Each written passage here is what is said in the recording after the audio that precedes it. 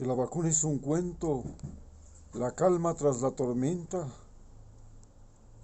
un problema de patentes, una fabricación urgente, la promesa de un mañana, la magia del siglo XXI, una forma de escape de esos meses de tortura, de gente convertida en preso de sus paredes, de un tiempo inseguro, precios de propia casa, del propio país que lo hizo infeliz, maniquí atolondrado, máquina de carne y hueso, que le dicen que haga eso y que no haga nada más, que camine de cuclillas, que use las mascarillas,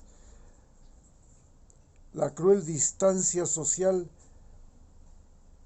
y que todo anda mal por culpa del imprudente, que nadie se alborote, ni fiesta ni reunión, porque tendrá la sanción que aquel pecado amerita. El mundo se volvió una garita, una extraña prisión, un extraño lugar al otro lado del vidrio, una noticia frecuente, alguien que murió de repente. No hubo cómo evitarlo. La pobreza se ha escapado. No hay cómo remediarlo. Ahora podemos entender un poco cómo se ve esta vacunación. La vacunación, como hemos visto, depende de una provisión, depende de una situación y depende en sí mismo de la vacunación. Al momento la provisión es insuficiente y se ha vuelto ya un problema de fabricación porque apenas se pueden fabricar un tercio de lo que el mundo necesita. Entonces existe una fabricación insuficiente. La distribución es aún peor. De todos los países, 10 han acaparado el 75% de las vacunas. La compra, aún más difícil. Los países más pobres les cuesta muchísimo pagar por las vacunas porque es un presupuesto muy complicado de reunir. Pero más grave todavía es el arribo de las vacunas. El arribo de las vacunas significa que las personas van a tener disponibles, y es noticia de primera plana en los periódicos, sin embargo, tras el arribo viene el manejo. Se necesita una red de frío y en el caso de la vacuna Pfizer de 60 grados bajo cero y en el resto es de 2 a 8. Y cuando alguien se equivoca, hay que botar a la basura por miles vacunas caras y difíciles de conseguir. La vacunación se convirtió en una promesa de campaña. Le dio la victoria electoral a Guillermo Lasso. Hoy es la promesa de campaña de Keiko Fujimori en Perú. Pero también se supone que es un plan. Y la sorpresa es que se dijo que había un plan de vacunación en el gobierno de Lenín Moreno. No hubo nada. Hoy, en el nuevo gobierno, ya llevamos desde el 24 de mayo a la fecha 6 días en las que cada día debía haberse vacunado a 180.000 personas para poder completar las 2 dosis de los 9 millones de personas que deben vacunarse en los 100 primeros días. Pero más de medio millón de personas aún no han sido vacunadas. Por tanto, ya tienen un retraso de medio millón. Los logros y la gestión todavía están enredados y no pasan de ser una campaña publicitaria.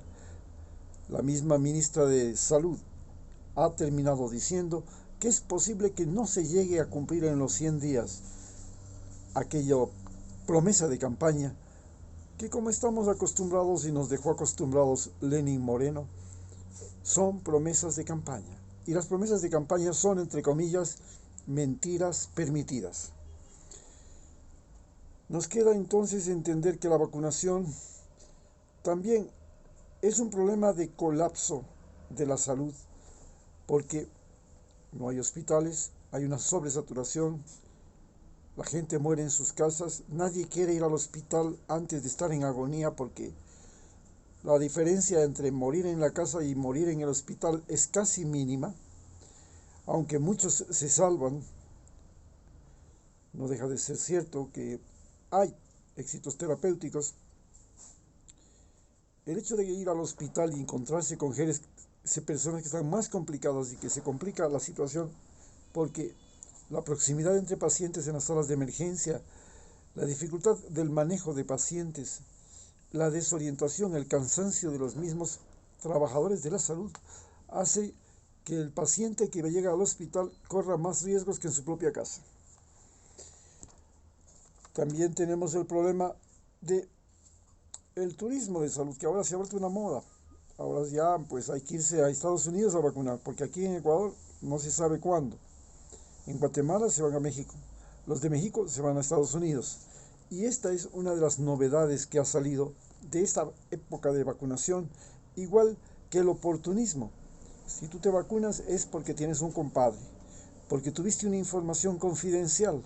Alguien te dijo dónde estaban vacunando. No existe la vacuna como un derecho, sino más bien como una caridad. Y al ser caridad, depende de la buena voluntad del presidente, de la buena voluntad del ministro, depende de la buena voluntad del médico, depende de la buena voluntad de todo el mundo y del país donante, del país. Es decir, el que la vacuna sea, entre comillas, aparentemente gratis, se convierte en un acto de caridad, y el momento de que es un acto de caridad, desaparecen tus derechos. Así es como se vive la vacunación acá, no como un derecho, sino como un acto de caridad, como un regalito del gobierno. Y, por supuesto, si ya recibiste el regalito del gobierno que te salva la vida, entre comillas, tienes que ser grato, no puedes ser ingrato, ¿no?